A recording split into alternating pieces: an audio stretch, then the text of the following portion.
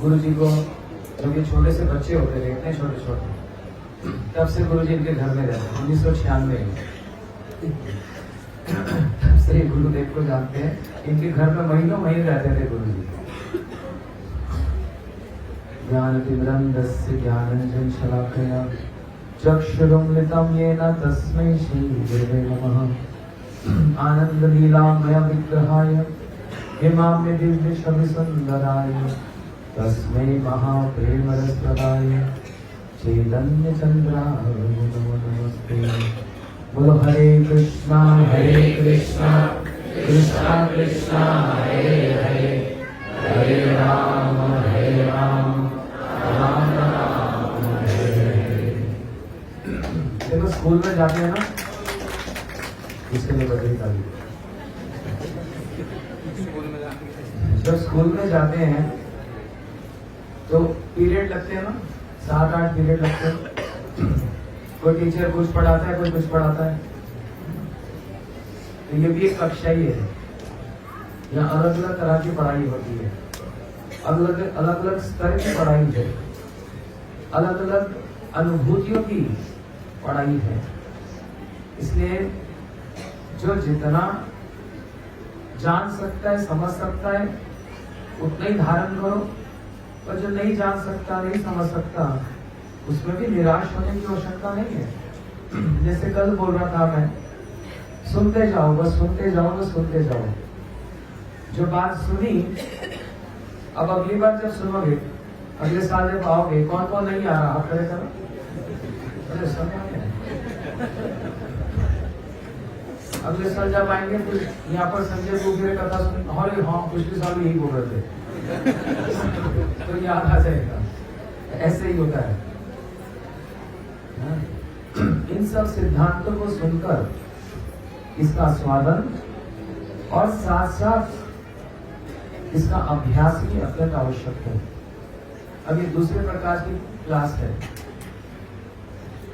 संसार सिंधु तारने हृदय यदि स्यात्। आप इसे कहते हैं जो इस संसार से पार होना चाहते हैं, ये अच्छा है संसार, इतना अच्छा है। श्री प्रबोधन सरस्वती ठाकुर कह रहे हैं, संसार सिंधु तारने हृदय यदि स्यात्। किसी के हृदय में यदि संसार को पार करने की अभिलाषा है तो क्या करना चाहिए? अभी एक एक पॉइंट पर आते हैं। बोलते हैं महाप्रभु का भजन करो। अवतार सार गौर अवतार, जिस प्रकार से कहा गया, यथा तरोर मूल निचले कृपंती 10 कंद मुझ शाखा। जबकि ये श्लोक, अच्छा इसका अर्थ ये है कि वृक्ष की जड़ में जल डालने से सारा वृक्ष हरा भरा हो जाता है। अलग अलग पत्ते में, फूल में डालने की आवश्यकता नहीं होती। यद्यपि ये श्लोक श्री कृष्ण पर है कि भगवान की, श्री कृष्ण की आराधना करने से सबकी आराधना हो जाती है, लेकिन उस कृष्ण स्वरूप में भी, उन कृष्ण स्वरूप में भी जो अपने आप में पूर्णता को प्राप्त है, लेकिन वहां पर भी कुछ अपूर्णता रह गई है। उनकी 3 अभिलाषाएं अपूर्ण रही। जिस प्रकार से, ये समझना, अब मैं थोड़ा सा नीचे उतरता हूं। श्री नरसिंह भगवान आए ना, नरसिंह भगवान आए, हिरण्यकशिपु का वध किया। प्रहलाद जी उनके सामने आए, चरणों में लोटपोट उठाने लगे, उठाकर अपनी गोद में बिठाया और सिंह स्वरूप है, जीवा से प्रहलाद जी को चाट रहे हैं। हाँ ऐसे ही जीवा से प्रहलाद जी को चाट रहे हैं, वात्सल्य उमड़ रहा है। लेकिन उस समय नरसिंह भगवान, जो कि भगवान है, अवतार है, तो अवतार तो पूर्ण ही होता है, लेकिन तब भी वहां पर एक अपूर्णता, एक अभाव रह गया। और वो अभाव क्या कि मैं तो प्रहलाद को गोद में बिठाकर एक विशेष, एक वात्सल्य का आस्वादन कर रहा हूं, लेकिन मैं देख रहा हूं कि प्रहलाद मुझसे अधिक कर रहा है। प्रहलाद मुझसे अधिक उस रस का स्वादन कर रहा है। ये क्या है जो प्रहलाद में, जो मुझ में नहीं। इसलिए विचार कर रहे हैं कि मैं कभी अपने पिता की गोद में बैठा नहीं। यदि मैं अपने पिता की गोद में बैठा होता तो मैं भी वही रस का स्वाद करता जो प्रहलाद अभी मेरी गोद में बैठकर कर रहा है। समझ आ रही बात? मैं भी संजय गुरु कर सीख गया था। समझ आ रही है बात? सबका प्रभाव। क्योंकि मैं कभी अपने पिता की गोद में बैठा नहीं, क्योंकि मेरे पिता कौन है? कहां से निकले? खंबे में से। खंबा। मेरे पिता खंबा है, खंबे से तो निकले, और खंबे की गोद में क्या बैठेंगे? इसलिए अब मेरे अंदर एक अभिलाषा है। देखो, भगवान पूर्ण है। अब ये बात किसी आप सनातन धर्म मंदिर में बोल दो, एकदम पंडित जी बिगड़ जाते हैं। हमको अनुभव है, क्योंकि हम इधर उधर भागवत कथा करते हैं। ये कैसे हो तुम लोग, क्या क्या बोलते रहते हो पता नहीं। भगवान में भी दोष दिखाने लग गए, भगवान में भी अभाव दिखाने लग गए। ऐसे ऐसे बड़े मिलते हैं। एक जगह तो कथा कर रहा था, मैंने बोला बताओ दशरथ महाराज की कितनी पत्नियां हैं? तो सब कहने लगे 3। मैंने कहा नहीं, 360 है। वो ब्राह्मण उठकर तो इतनी गाली गलौज करने लगा, तुम्हारे जैसे लोगों ने समाज में अधर्म फैला रखा है। इतनी अच्छे पवित्र दशरथ महाराज की 360 पत्नियां बता दी। मैंने कहा यदि तू कृष्ण की सुनेगा तो और घबरा जाएगा। उनकी तो 16,108 है। हे राम राम राम, भगवान तक को भी छोड़ा नहीं, इतनी रानियां करवा दी उनकी। मैं तो तू अभी भागवत चित्रकेतु की सुनेगा तो और पागल हो जाएगा। चित्रकेतु महाराज की तो 1 करोड़ रानियां है, छोड़कर चला गया वहां से। मतलब सुनना नहीं चाहता मैं। तो ऐसे ऐसे बड़े मिलते हैं। है भगवान पूर्ण है, लेकिन जहां पर आस्वादन की, रस विचार की बात आती है, वहां पर अपूर्णता को प्राप्त है। ये भगवान का वात्सल्य है, इसको समझना। शास्त्र भगवान को स्वतंत्र, स्वतंत्र, स्वराट कह के संबोधन करते हैं। भागवत जी का प्रथम श्लोक ही जो वस्तु निर्देशात्मक श्लोक है, subject matter of the topic, उसने कह दिया स्वराट है, ये पूर्ण है। ओम पूर्णमिदं विश्वोपनिषद भी बात कहता है। लेकिन जहां पर रस साम्राज्य की बात आती है, वहां पर एक अभाव और एक अपूर्णता का जो प्रदर्शन है, और मात्र प्रदर्शन ही सच व्याप भी है, ये भगवान का वात्सल्य है। इसको श्री जीव गोस्वामी जी ने वर्णन किया संदर्भों में। ये भगवान की अनुकंपा है। अनुकंपा च पूर्णस्मिन् स्वास्मिन् सेवदकाश संपादका सेव आदेशु सेव्य सौभाग्य संपादका भागवत आत्मै तदुपकार इच्छा। बड़ी विशेष बात जीव गोस्वामी संदर्भ में बता रहे हैं। अनुकंपा किसको कहते हैं? अनुकंपा का मतलब होता है कृपा। उस अनुकंपा की डेफिनेशन बताई, अनुकंपा च पूर्णस्मि, जो व्यक्ति पूर्ण है। तो यही श्लोक भगवान पर भी लागू होता है और गुरु वर्गों पर भी लागू होता है। कैसे? जो व्यक्ति पूर्ण है, जब वो अपूर्णता को दिखलाता है, वो उसका विशेष वात्सल्य है। अनुकंपा च पूर्णस्मि स्वास्मि सेवक आदर्श संपादका। जब तक वो अपूर्णता नहीं दिखाएगा तो सेवकों को उनकी सेवा करने का सौभाग्य कैसे प्राप्त होगा? इसलिए राम जी कह रहे हैं, मैं ये लंका में कैसे जाऊं? अरे 48 किलोमीटर का रास्ता है बस। रामेश्वर से लंका का ये जो बनाया सेतु 48 किलोमीटर है, सिर्फ 48 किलोमीटर। जो भगवान साकेत से यहाँ आ सकते हैं, आप इतना समुद्र पार नहीं कर सकते। जो ऊपर से यहाँ आ सकते हैं, आपको समुद्र पार करने में क्या सुविधा है? लेकिन अपूर्णता, किसके लिए अपूर्णता? यदि अपूर्णता ना दिखाए तो सेवकों को कैसे सेवा का सौभाग्य मिलेगा? और सेवकों को वो सेवा क्यों देनी है? उनके आनंद को वर्धन करने के लिए। सेवक का सबसे श्रेष्ठ आनंद का वर्धन कब होता है? जब उनको अपने इष्ट की मनोविष्ट सेवा करने का सौभाग्य मिलता है। ये सेवक का सबसे बड़ा आनंद का विषय होता है। इसलिए भक्त ठाकुर जी ने कहा ना, आज गए थे भक्त ठाकुर जी के यहाँ पर, तुम्हार सेवाए दुख है जत सही तो परम सुख।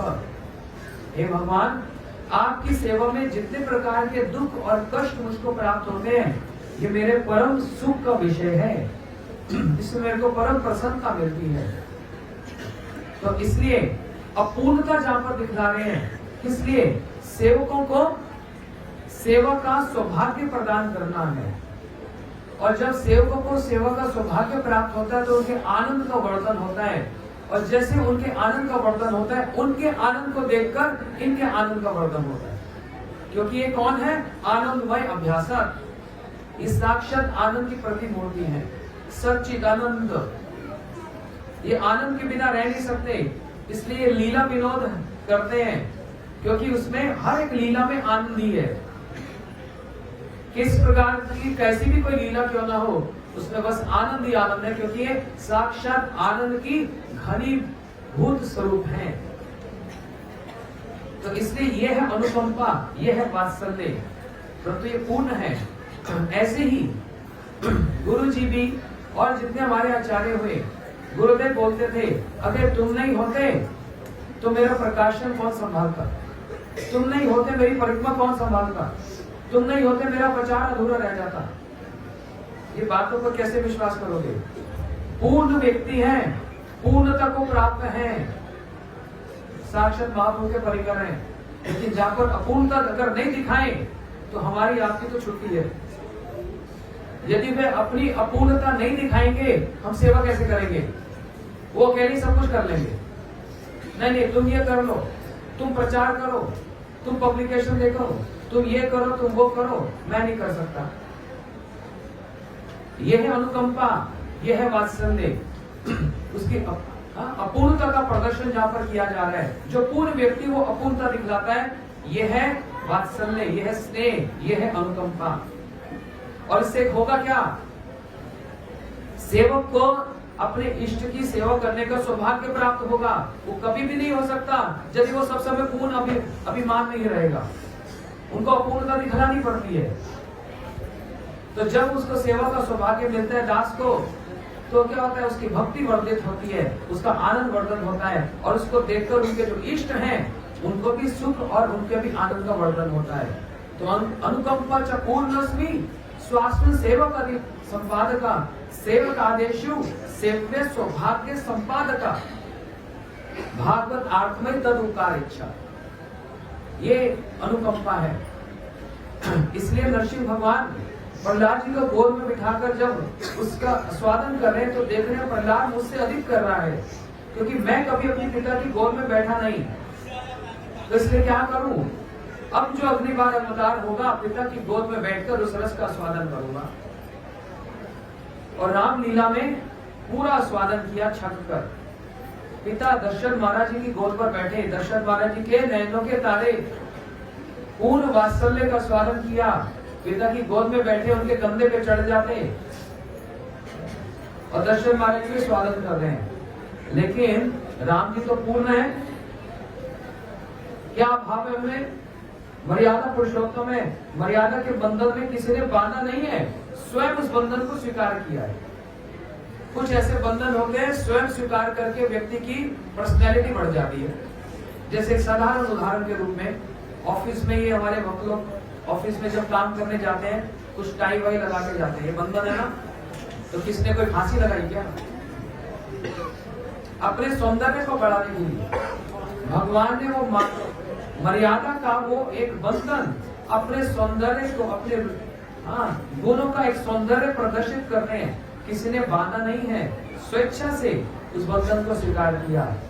तो रामलीला में भी एक अपूर्णता रही, और वो क्या रही? राम जी जब अपने सखाओं के साथ खेलते तो सारे सखा कैसे करते? मान लो एक गेंद से यदि खेल रहे हैं तो गेंद फेंक दी तो कौन पहले जाकर गेंद को पकड़ेगा? अब राम जी भी दौड़ रहे हैं, सारे सखा भी दौड़ रहे हैं, देख रहे हैं राम पीछे रह गए, सखा रुक जाते हैं। नहीं नहीं, ये तो राम, ये तो राजकुमार हैं, इन्हीं को आगे जाना चाहिए, हम इनसे आगे कैसे जा सकते? राम जी को ये बात बिल्कुल प्रिय नहीं लग रही। क्या ये मैत्री भाव, ये सख्य भाव में भी कितना गौरव बुद्धि है, संभ्रम भावी संभ्रम हो जाता है, कितनी गौरव बुद्धि है, रेवरेंशियल मूड है बहुत ज्यादा। हमको ये पसंद नहीं, हमको तो वो अच्छा लगता है ये सखा ये माने कि वास्तव में हम कैसे हैं, बराबर के हैं, जिस प्रकार कोई गौरव बुद्धि ना हो वहां पर। समझ आ रही बात?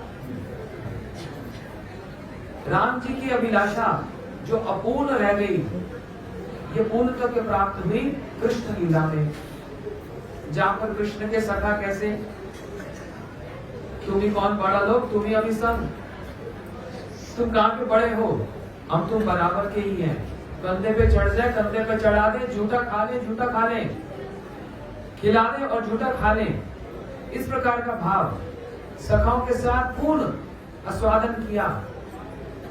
लेकिन श्री कृष्ण जो पूर्ण है,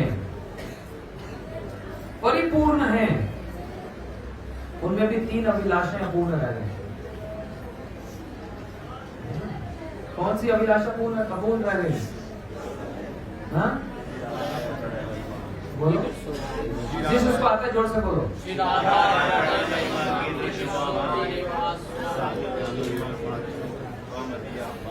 इधर बैठ के डाउन हो गई।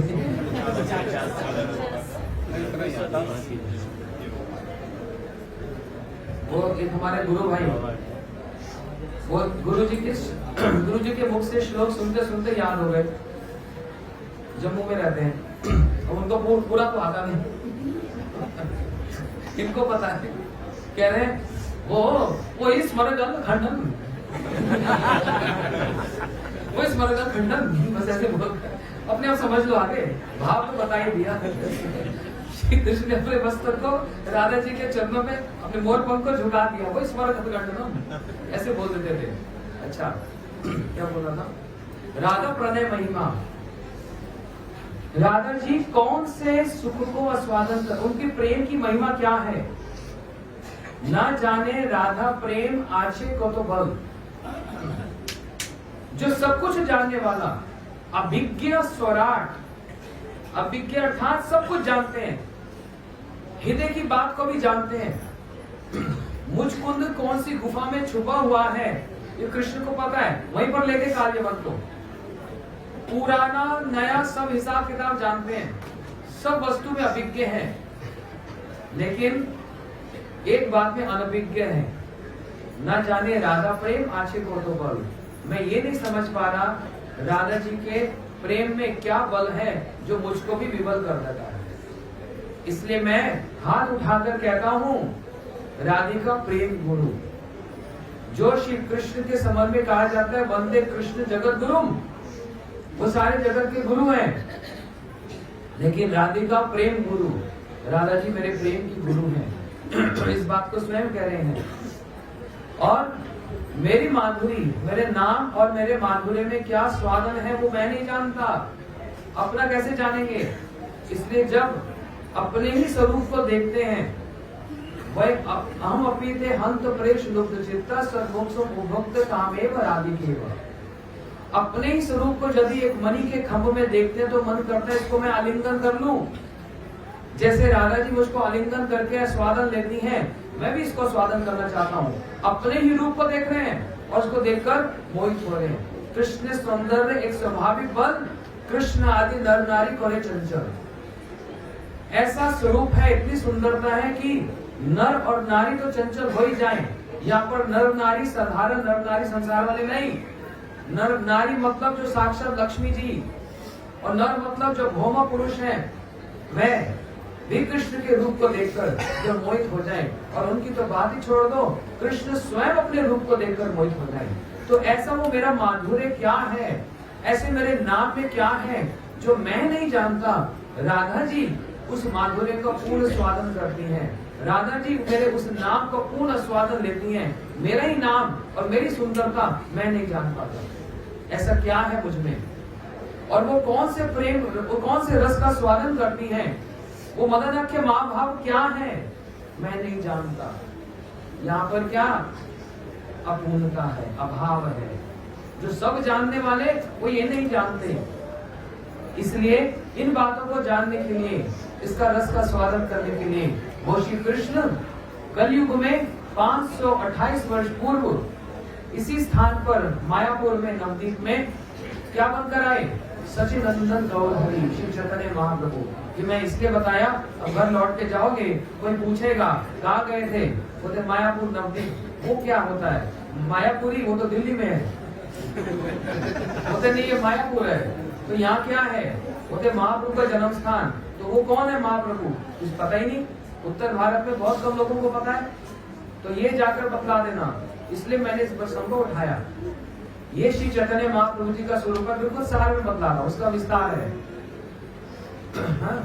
तो वही जो नरसिंह भगवान के हृदय में भी अभिलाषा अपूर्ण रह गई, वही जो श्री राम जी के हृदय में भी अभिलाषा था पूर्ण थी, कृष्ण लीला में पूर्ण हुई। और श्री कृष्ण लीला में भी जो पूर्ण है, उनमें भी जो अपूर्णता, ये तीन अभिलाषाएं अपूर्ण रही हैं, वे पूर्ण हुई कहां पर? श्री चैतन्य महाप्रभु जी। इसलिए कहा अवतार सार गौर अवतार। सारे अवतारों का जो सार, श्री कृष्ण का भी वो जो सार है तो कृष्ण ही, लेकिन एक विशेष कृष्ण स्वरूप में है। रसराज कृष्ण और कौन? महाभाव स्वरूपनी राधा ठाकुरानी। ये दोनों जब मिल जाते हैं, मिलित स्वरूप हो जाते हैं, वो हो जाते हैं गौर। गौर जैसे हम कहते हैं राधा गोविंद, राधा गोविंद बोलते हैं ना, राधा गोविंद। राधा का रा और गोविंद का गौर, गौ ले लो और उसको उल्टा कर दो तो क्या बनता है? गौर। राधा गोविंद के बनते हैं गौर। श्री चैतन्य महाप्रभु जी हैं। इसलिए यही वो स्थान जहाँ पर महाप्रभु जी अपनी लीलाओं को करते और अपने भक्तों को साथ लेकर क्या करते? उदिलो वरुणा पूरब भागे, द्विजमणि गौराया मणि जागे, भगत समूह लैया साथे, गेला नगर मागे। महाप्रभु जी अपने भक्तों के साथ इन्हीं नदिया में, इस नवद्वीप में, मायापुर में अपने भक्तों के साथ संकीर्तन करते।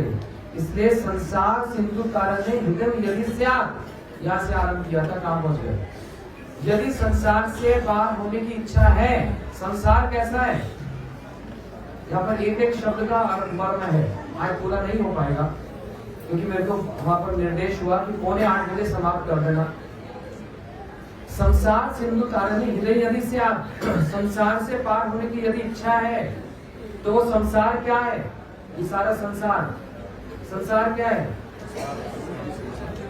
ये असार है, असार वस्तु। सार नहीं है यहाँ पर, हर चीज का असार है। इसलिए एक और श्लोक में बताया क्या? संसार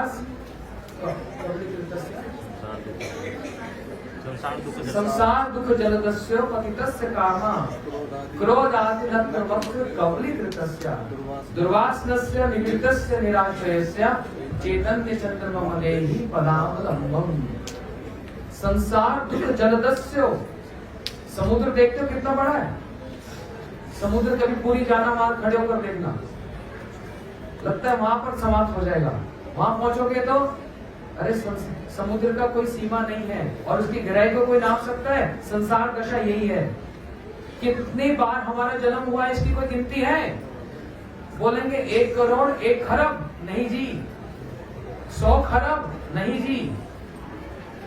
अनादि, एक शब्द ही बोल देंगे अनादि है, कोई गिनती नहीं है। इसलिए संसार दुख जलदस्य पतितस्य कामा, ये दुख का समुद्र है। लेकिन इसकी अनुभूति किसको होती है? इसकी अनुभूति किसको होती है? ये दुख का समुद्र है।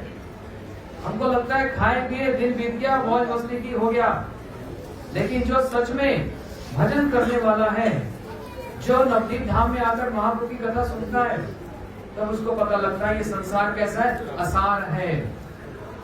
लेकिन संसार का जो सार क्या है, उसको जानने के लिए हमको बार बार इस धाम में आना पड़ता है। और जितने वर्ष भी आओगे, एक अनुभूति लेकर जाओगे। जब वापस लौट के जाओगे तो पता लगेगा सच में संसार कैसा है? दुखों का समुद्र है कोई सुखिया? है कोई सुखी? ये वही बात हो गई, गंगा जी में खड़े हैं और कहीं देखो पानी छू नहीं रहा, मैं गीला नहीं हो रहा, ऐसा हो सकता है? जिस दुखालय में पड़े हैं।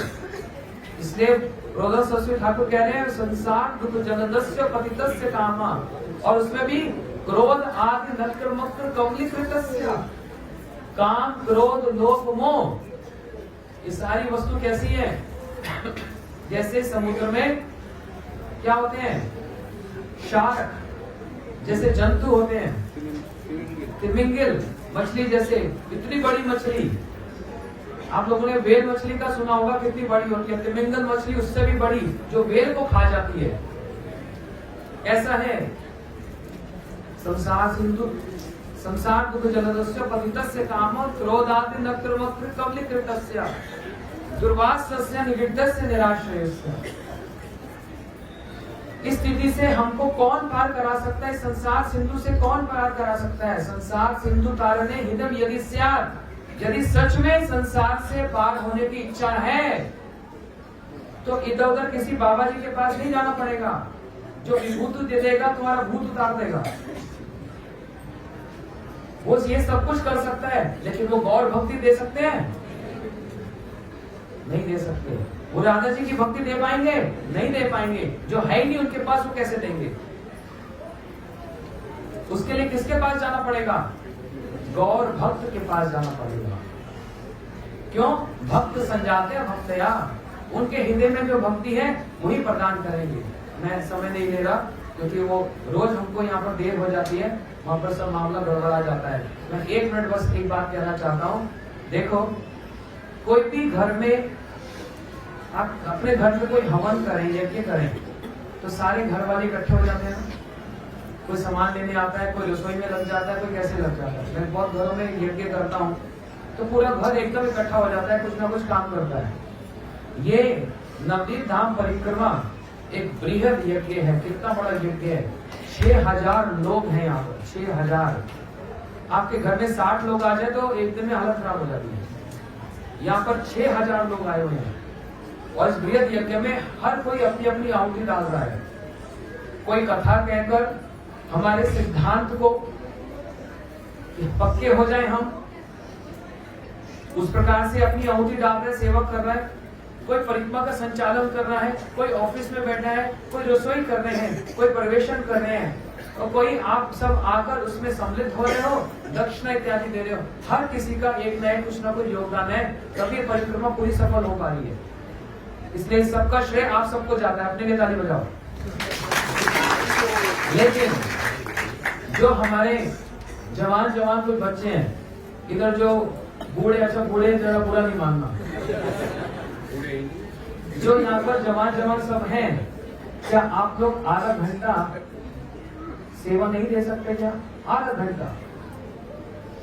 घंटे से ज्यादा आवश्यकता भी नहीं है। जिस समय प्रसाद प्रवेशन होता है, अभी रात्रि के समय में, दिन में तो परिक्रमा में इधर उधर सब होते हैं, दिन में ये आधा घंटा और रात्रि के समय में आधा घंटा, वहाँ इतने लोग बैठते हैं प्रसाद प्रवेशन में। अगर हम लोग थोड़ा सा भी अपना सहयोग दें, जिसकी कमर ठीक रहे, तो ऐसा ना एक दिन झुक जाए तो अगले दिन ऐसे ही झुकी जाए। लेकिन जितना भी संभव हो सके, और कोई अगर वृद्ध भी कोई है, अगर बस पत्ता ही बांट दें, तब भी उसमें कितनी बड़ी सहायता हो सकती है। इसलिए इस यज्ञ में, गुरु जी के इस यज्ञ में, ये गुरुदेव ने ही सबको निमंत्रण दिया है। हम सबको, हम अपनी अपनी योग्यता के अनुसार अपनी अपनी सेवाओं में आहुति डाल रहे हैं। आप लोगों से भी प्रार्थना है, आप प्रवेशन में थोड़ा सी सहायता कीजिए। कीर्तन में हमारे भक्त लोग देखो आज कितना परिश्रम करके 5 बजे लौट कर आए। अब उनको मैं क्या बोलूं उन बच्चों से, इतनी गर्मी में वो इतना कीर्तन कर रहे हैं, सुबह से बजाए जा रहे हैं, उनको तो मैं नहीं कह सकता। अगर जो कर सकते हैं, मैं किसी को ऑर्डर भी नहीं कर रहा, पर प्रार्थना कर रहा हूँ, आप परिवेशन में थोड़ी सी सहायता जरूर कीजिए। थोड़ी सी सहायता 1 की, 2 की, 4 की मिलकर बहुत बड़ी काम हो जाता है। बस इतना बोलता हूँ, बाकी कथा को हम कल श्रवण करेंगे।